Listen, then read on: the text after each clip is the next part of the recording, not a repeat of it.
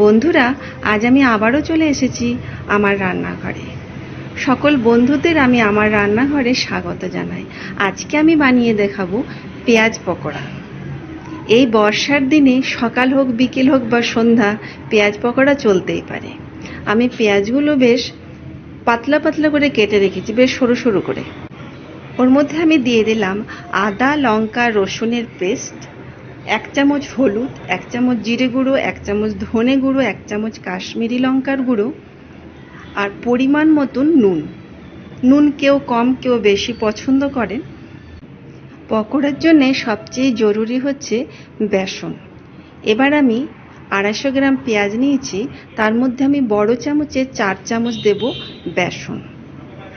এবার এটা আমি হাত দিয়ে খুব সুন্দরভাবে মেখে নিতে হবে।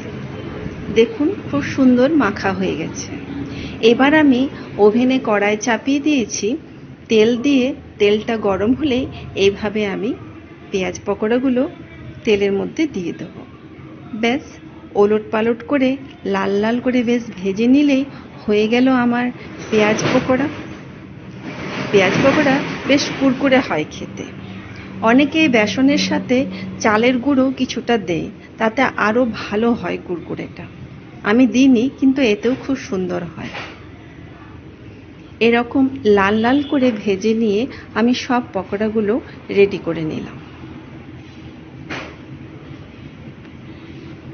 তো বন্ধুরা, এইরকম ঝটপট রান্নার রেসিপি পেতে হলে আমার চ্যানেলটা লাইক শেয়ার করে রেখো, আর আমার চ্যানেল সাবস্ক্রাইব করে রেখো।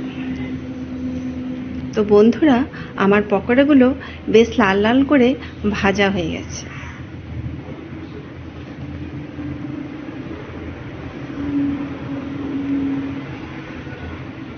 এই বর্ষার দিনে সকাল সন্ধে বিকেল যে কোনো টাইমে পেঁয়াজ পকোড়া খেতে বেশ লাগে। দেখো, আমার পকোড়া রেডি।